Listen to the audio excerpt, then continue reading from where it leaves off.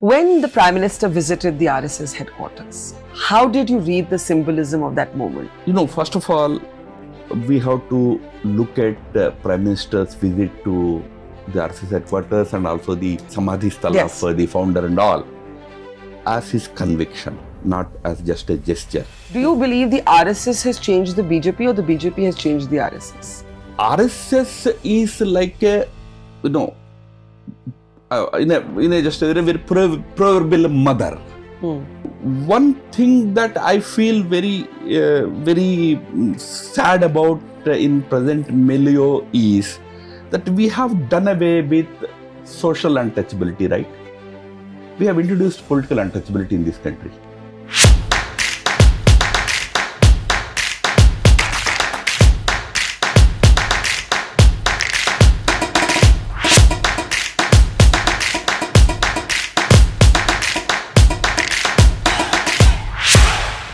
MADHAV'S, in the introduction to your new book, which looks at the seminal speeches of the RSS, you say that the RSS is very difficult to understand and very easy to misunderstand.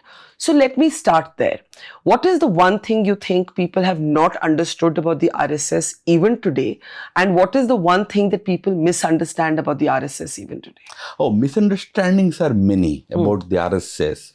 All those criticisms that we hear about RSS are all essentially misunderstandings about the functioning of the RSS, right from the olden days, calling it an upper caste organization, Brahminical organization, etc., to anti-Muslim, anti-minority, to anti-constitution, anti-Ambedkar. All these kinds of portrayal of the organization were either out of lack of understanding or a deliberate attempt to malign a strong organization.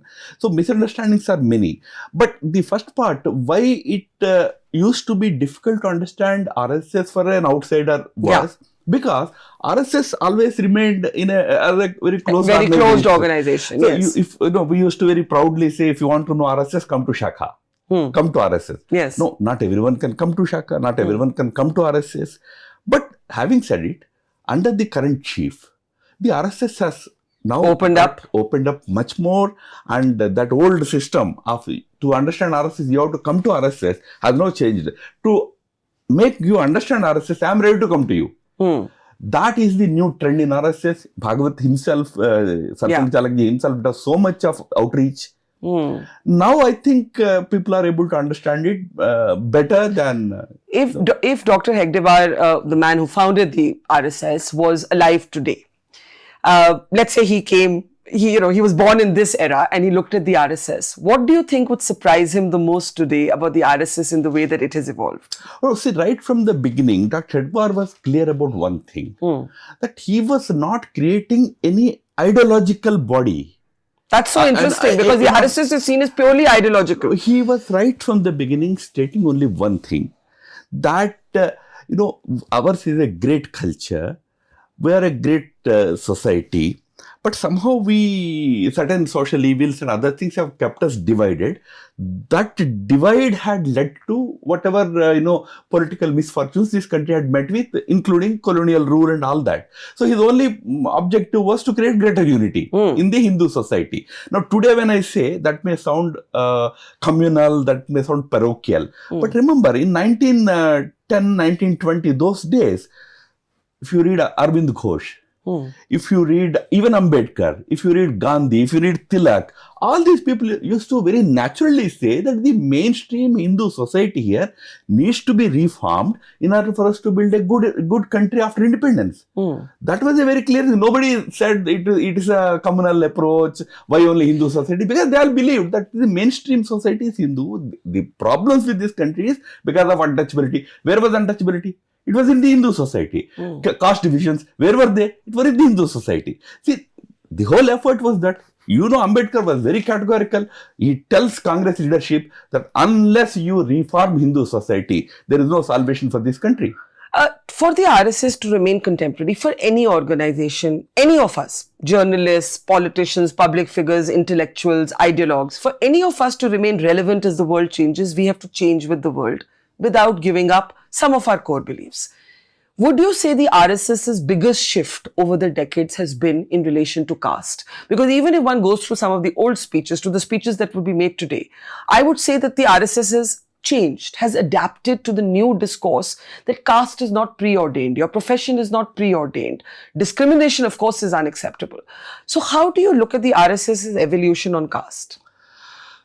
It's a very interesting journey in the last 100 years. But first, let me tell you, the very secret of RSS survival, not just survival, but continuous growth over a period of 100 years. And at 100 years also, the RSS is growing. Largest number of youth representation, if there is any one organization in this country, it is RSS. It's able to attract young minds, young people, even at 100. The reason being, the RSS has always kept itself contemporaneous. That's why I always say that it never became a prisoner of any particular of dogmatic approach or anything. So give me an example of something the RSS used to believe 30 years ago that it has abandoned or changed. See, RSS approach always has been that when it comes to modernity, just remain one step behind the society. When it comes to idealism, always stay one step ahead. So present an idealistic model before the society. Society will immediately accept you. But in terms of modernity, society may go much faster than you. I mean, so why do you have to remain behind? One step behind. Why? Don't go far behind. Why? Because in modernity, you have to be a little discretionary. What is good for us, accept it. What is not good for us, wait. Make it, wait for it to become relevant. Wait for change to take place and then support it? Then if it is good change, accept it. If it is not a good change, then have the courage to say, no, this is not good for us. So that mindset has helped RSS remain relevant from time to time.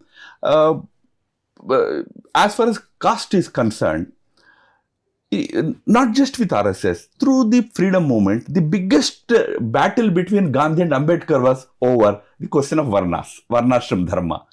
Gandhi used to say that no, Varnashram Dharma was a sacred institution. It was a very good institution. Ambedkar used to say that no, that is the root of all problems. I mean, Gandhi fought for the equality between castes. Ambedkar fought for the annihilation of caste. Yes, Ambedkar wanted that whole system to go.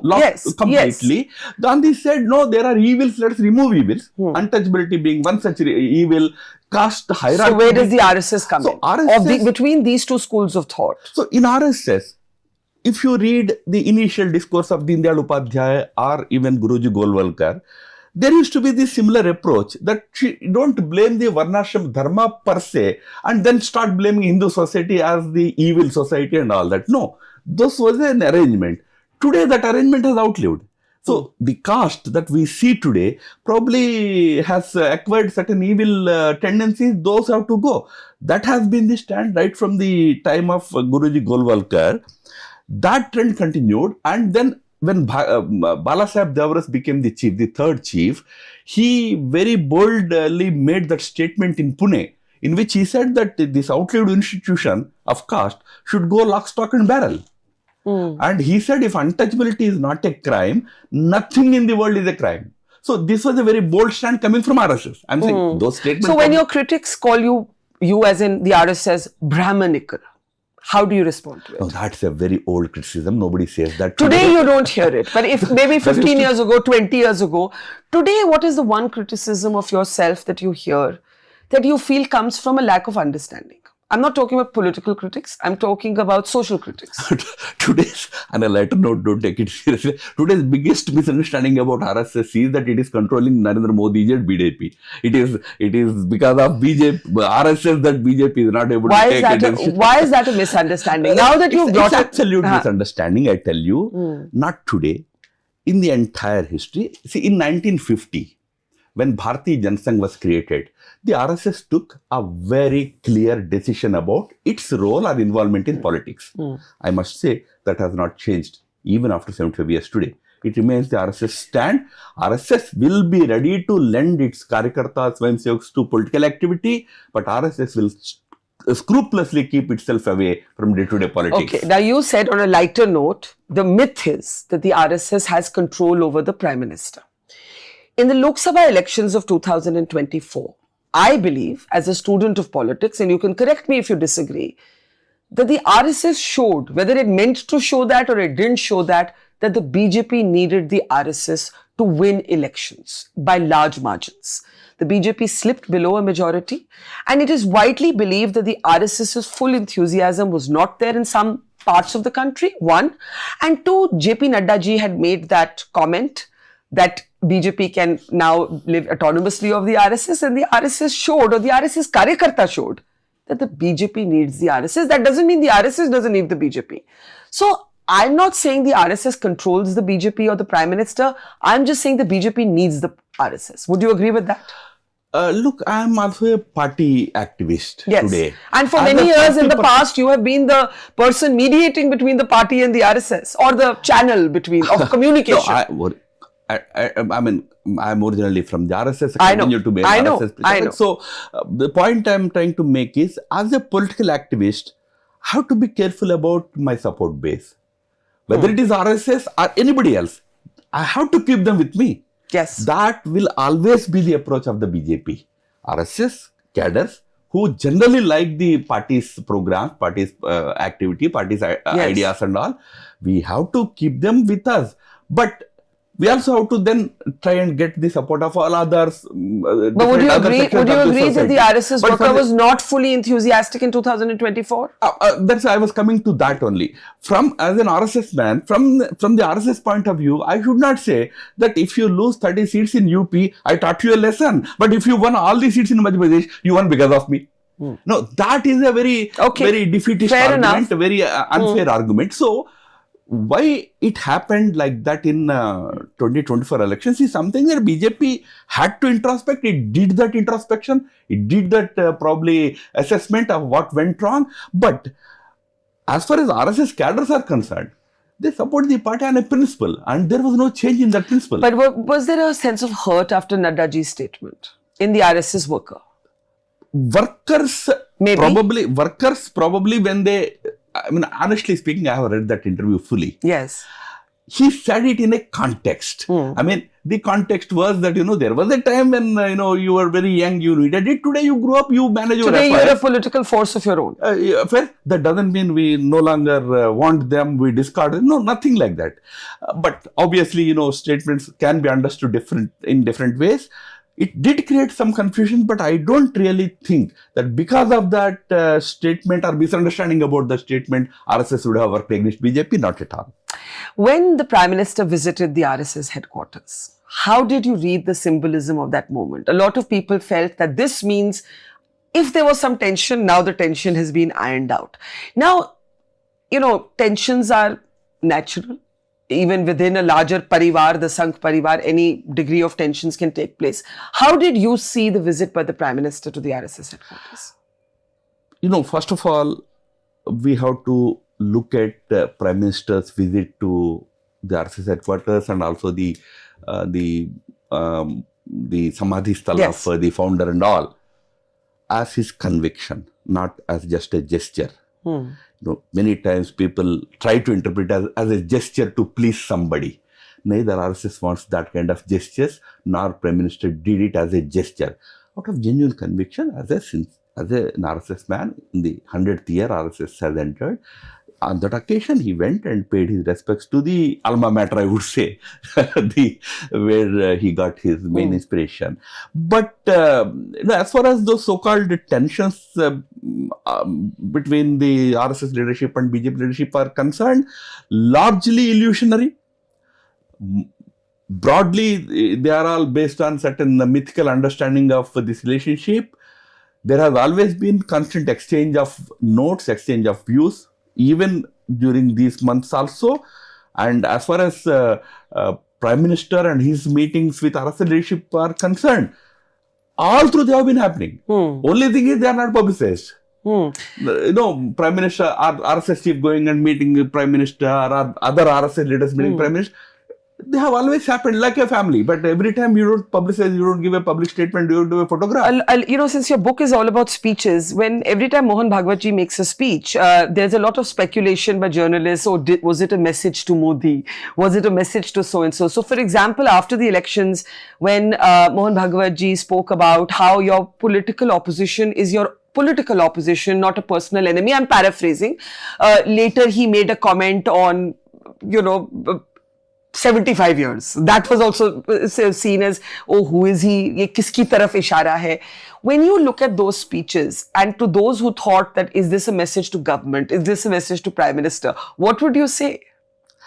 Look, RSS BJP relations have been a fodder for all of you for many decades. Barkha, you have been in this profession for many decades. We have had these debates many times yes, in your previous avatar in NDTV, other places. This has always been a good fodder for media. That's why time to time some statements are dissected and interpreted. Of course, I do agree that there is a possibility of that kind of an interpretation. Probably we have to be a little more careful. But when RSS leadership speaks, please remember, they don't speak keeping a given political situation or a given party or a leader in mind. They broadly speak for the whole country, and more importantly, a direction for the RSS Swayamsevaks, RSS members. An RSS member should not see anybody probably supporting any other political party as his enemy. That is RSS core view. That is why RSS thought, I won't become a political organization. I will keep myself. I have to say on this note that over the years, I have always found that the RSS people I know are always open to a debate. I have never found any hostility, personal hostility. They can be ideological, what they think is one's ideology. But I agree with you, always up for a good debate. Often political parties, politicians on both sides are more intolerant than the RSS about a debate. So I just wanted to say that to Ram Madhav ji. Now, on a more serious note, Mohan Bhagwat ji made a speech about not going to look for a shivling under every mosque. And it is a very significant statement because, as you said, it is also a cue to the workers, to the base. Now, we have this big debate over how far back in history do you go. There is the Places of Worship Act. The feeling was that after Ram Mandir, Ayodhya, it would end. Now we're looking at Mathura, we're looking at Kashi. How did you read that particular speech of Mohan Bhagwat ji? As the organization grew stronger and it became the mainstream organization in the country. Yes. By the way, may I remind to you, I myself had the experience with one of the senior colleagues of yours, journalist in Delhi, who told me very interestingly that we always used to think that RSS will be a fringe force in this country. We never thought that you would become this far. Who said this? No, names are not important. But we used to think that you are a marginal force. You are a communalist force, but you will be in the margins. But you have become the mainstream, which is the reality. Today, RSS is the mainstream. Not in terms of organization strength alone. In fact, as an organization, probably RSS members inside Shakha are only 10%. The supporters are 90% outside. Having reached that stage, now the view of the Sarsang Chalak Bhagwat ji is that we have to be able to bring along 1.4 billion Indians with this thought process. Because the thought process essentially is that we are one people, one family. Nobody in this country has come from outside. Maybe we are having different religious faiths. We all have to live together as one family. He's trying to drive home that point.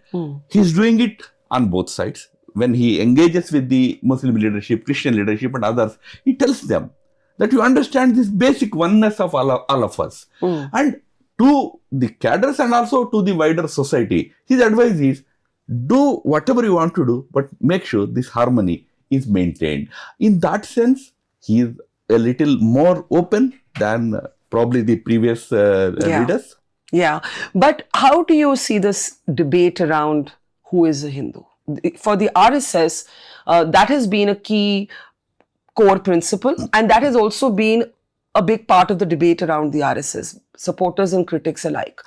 And I want you to explain that, because I know I've seen some of your interviews where you have said constitutionally we remain secular, but culturally we are Hindu. Can you explain what this means? So, on that whole secular, non-secular debate, in the context of our constitution, I always reminded people that, remember, the word secular did not exist in our constitution until 1976. First 26 years, our constitution did not contain the word secular. Did it mean that those 26 years we were not secular? If we were secular during those 26 years, what was the basis of that secularism? I always said, this country's ethos. That is precisely what even Ambedkar had said in the Constituent Assembly. Even Nehru concurred with it. That's the reason why they said that there is no need to specially mention secular here. Because this society has a particular way of behaving. You know, Rafale aircraft came to Chandigarh, first batch of 5 aircraft. Defense Minister Rajnath Singh ji went there, but there was a pujari with a lemon to put under the wheels of the Rafale. That's our culture. Is it communal or is it secular? So here, certain customs are integral to our lifestyle. Because religion and culture are intertwined. Intertwined in our particular social life, because we have been a society living for many thousands of years. So RSS always believed this country is secular in its real sense, respecting all faiths, no discrimination against anybody. But as a political institution, state has to be secular. In this sense, respect all religions equally. No positive discrimination, which we call sometimes as appeasement, nor any negative discrimination. Both should not be there. To that first point about RSS view of who is a Hindu, we have a very broad understanding of that term, not definitely someone who is a practicing Hindu or who is a ritualistic Hindu, not that view. In fact, in RSS, we say something very, very interesting. We say, those who believe or agree that they are Hindus are today's Hindus. Those who think that they are not Hindus, they are tomorrow's Hindus. Meaning, you have to tell them that no, you also belong because to isn't essentially the whole philosophy of Hinduism that it has space for everybody, including atheists? Absolutely. See, Hinduism it's not a codified. It's not a codified. Exactly. It's not. It doesn't qualify as a religion at all. That is why that 1994 famous Supreme Court judgment of Justice J.S. Verma, it's a way of life, in which he said it's a way of life. The point is, we gave certain philosophical framework for the people of the whole world, by the way, which was supposed to be practiced by people of this country, whom we call as Hindus. Now, Bhagavad Ji is so liberal. He says, suppose you have some issue with that word, use Bharatiya, no problem. But content should be the same. I mean, you agree that we all belong to this great historical, great tradition, great value system. Accept that value system. 5 and tenets, you accept it. How do you think the RSS has fared, if you had to evaluate, introspect and do a self-appraisal on your outreach with Muslims? I know that there are RSS leaders who have led these initiatives. There is a sort of delegation of Muslims who have been critics of the RSS, who have met with Mohan Bhagwat, S.Y. Qureshi, Najib Jung, Shahid Siddiqui, General Zamiruddin Shah. I think they were part of that delegation, and those talks have happened. But there is sometimes this kind of shrill rhetoric that comes from groups that are seen to be affiliates of the Sangh Parivar. Let's say Bajrang Dal. You will see sometimes on the ground a Bajrang Dal indulging in what is seen as anti-Muslim rhetoric. I want you to tell me how you think the RSS has fared on this attempt to include Muslims in its thought process, in its outreach. Look, rhetoric happens on all sides. You will find some people, I agree. There are extremists, indulging in there are extremists in all faiths and on all sides of the debate. I agree with that. But as an organization, RSS and largely the Parivar organizations never support any extremist radical rhetoric. Never support. I don't deny that individual members don't issue those. I don't deny that. They may sometimes say certain things, which sometimes even RSS or others are forced to clarify also. But that happens on both sides. But on that larger issue of how RSS engaged with these so-called non-Hindu communities, see, initially RSS focus was largely about consolidating the Hindu society. That was the main focus. I would say breakthrough happened during emergency very interestingly. Really? When the RSS and Jamaat-e-Islami both were banned by Indira Gandhi. She did a great service to us by putting both of them in the same jails. In jails, they were together. They had some interaction. They had some understanding. From there began some kind of an engagement. Even before that, there was very little engagement, but focus mainly was about Hindu society, how to create unity and all that. Balasaheb Devras took it forward. In fact, he was invited to mosques also in 1970s after emergency. And Jamaat Islam leadership used to have conversations with him. Just before that, in 1973, there was a very famous interview by Guruji Golwalkar to an Iranian scholar by name Jilani. That was a very, very eye-opening interview about what RSS thinks about this whole Hindu-Muslim question. So, from then the opening happened and it was taken forward by successive leadership. I also was part of a major exercise undertaken by Sri Sudarshan as RSS chief. He conducted 6 day-long meetings with Christian groups in 6 cities in the country. I was present in 4 of them. How interesting. So the whole idea was that let's not fight with each other, let's understand each other. There were good engagements, there were very acrimonious engagements. I was privy to those things. One day we will write about it. But that effort happened. And you are seeing how Bhagwatji is trying to engage, as you rightly mentioned, 5 or 6 of them met with him. In fact, Bhagwatji went to a madrasa in Delhi, wanted to understand what is taught there, what happens. So this engagement is increasing. The effort is that now that we are able to create larger unity in the country, let's try and see we can bring more people into. So you mentioned Indira Gandhi. Despite this ban, Neerja Chaudhary's book actually has a very interesting section on Indira Gandhi's relations with the RSS. And one of the points she makes is that Indira Gandhi, despite all of these politics, always kept a channel of communication. She always engaged with the RSS leadership.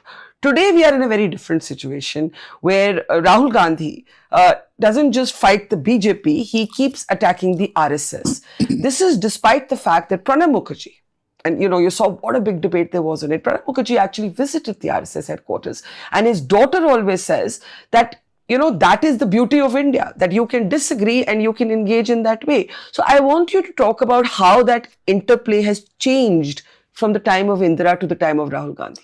Unfortunately, the quality of political discourse has also deteriorated in our country over the last, I would say, 1-2 decades, not before, until Atalji was the Prime Minister also. We used to have fairly reasonable kind of political discourse happening.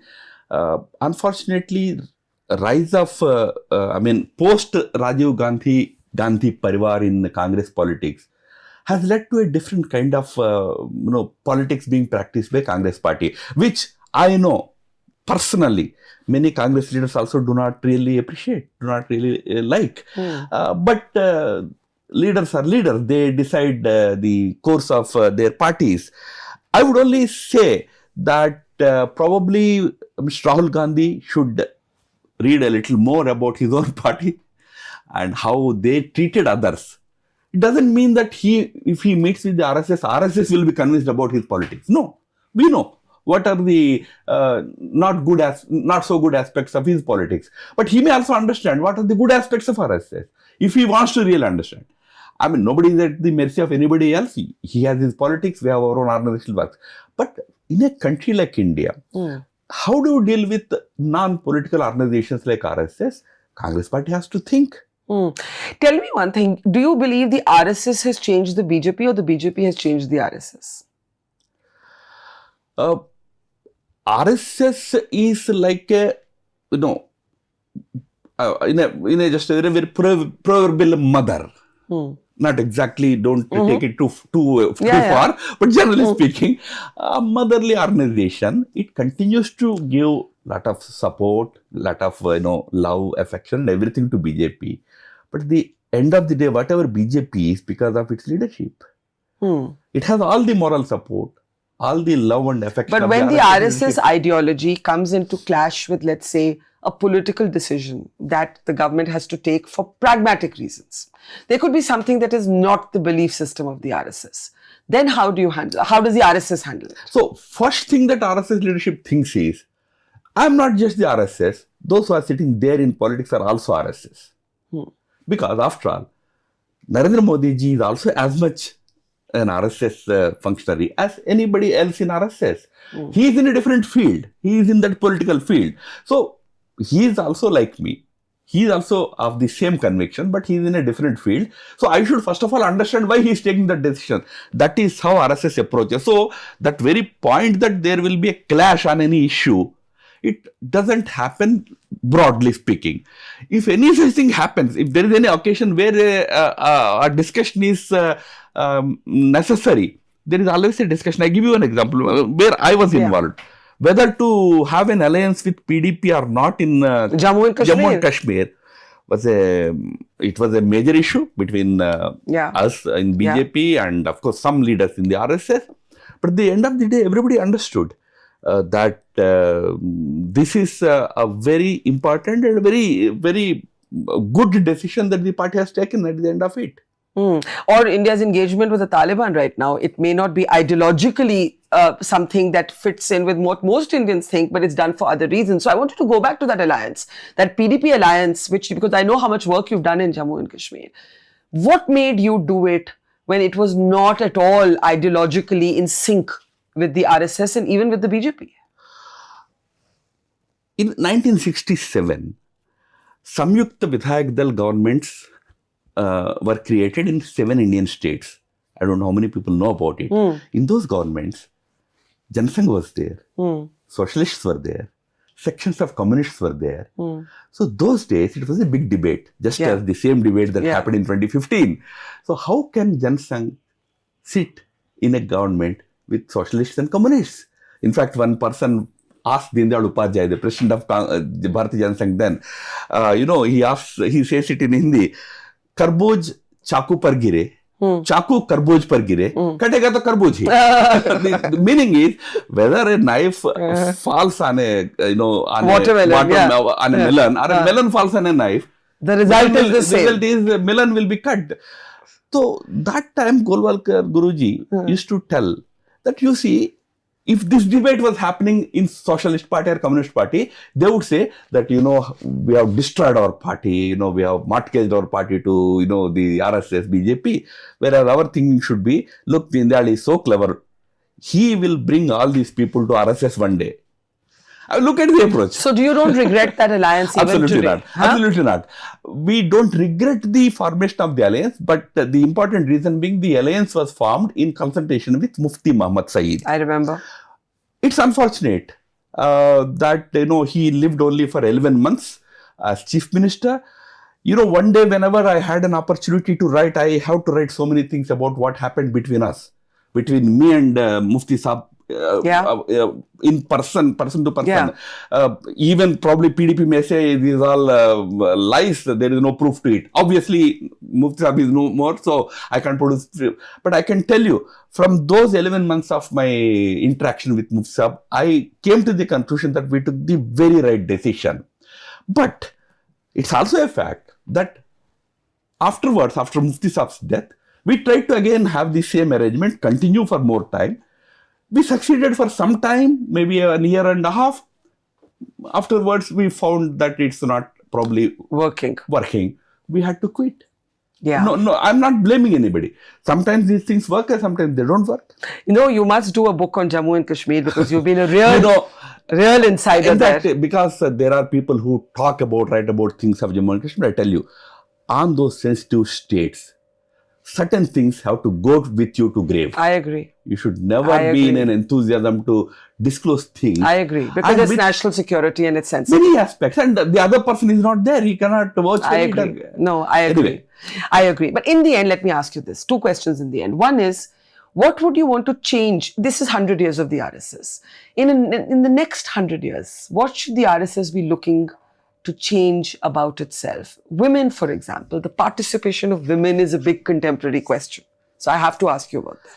Look, as far as women are concerned, there is again some kind of a misunderstanding about the RSS. The RSS has 2 parts. One is the day-to-day activity, which is called Shakha. Shakhas are physical activity essentially. So physical activities can happen separately. So we have football.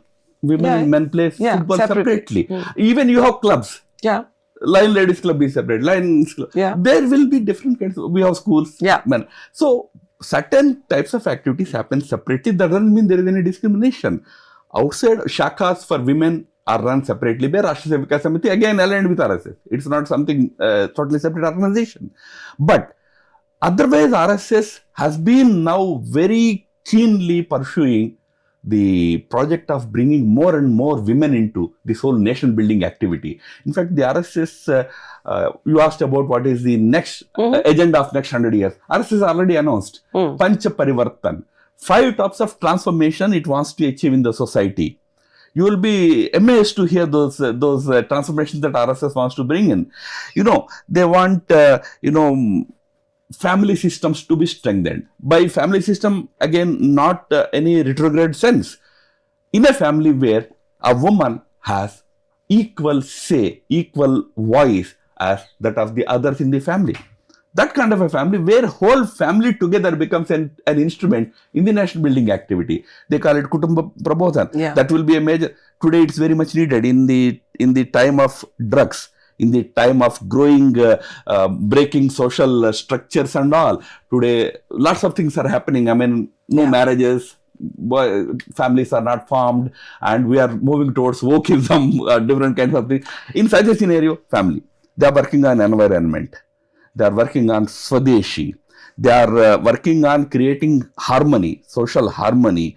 I mean, finally, very interestingly, the blame on RSS is that you are anti-constitution. But RSS, one of the agenda items for the next maybe a few decades, to make citizens duty conscious. India's constitution has fundamental duties. Fundamental duties as Article 51A. Nobody knows. There are 10 duties. RSS is now taking up that as its next mission to educate people about fundamental duties. So, RSS has its own agenda set for the future. That is Hindu Rashtra for RSS. That is Hindutva for RSS. That's why I said Hindutva is very contemporary idea for the good of the country. That is what keeps RSS going and keeps it attracting more and more youths.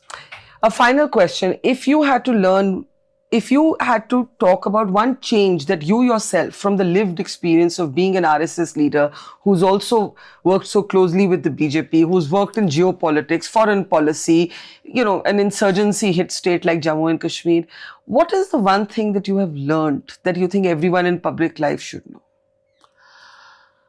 About our country, about the RSS? Actually, not one. There will be several things that everybody has to keep in mind. But one thing that I feel very, very sad about in present milieu is that we have done away with social untouchability, right? We have introduced political untouchability in this country. I agree, yeah. Why is that untouchability politically? Yeah. I mean, we may disagree on issues, but can we still work together? Absolutely. Can we still sit together? That, you people have covered Central Hall for many years, probably decades. Yes. Don't you feel that the Central Hall of 1990s and 2000s is no longer the Central Hall of today? Very different. And if you are seen sitting with somebody, there can be a gossip outside. Yeah. I think that has to change in our public life. The rest, of course. Thank you for saying that. I think that's such an important and positive note to end this conversation on. Thank you, Ram Madhavji. Really appreciate your time and also your books. Earlier on the New World Order, now on 100 Years of the RSS with the seminal speeches. Thank you so much, sir. My pleasure. Thank you.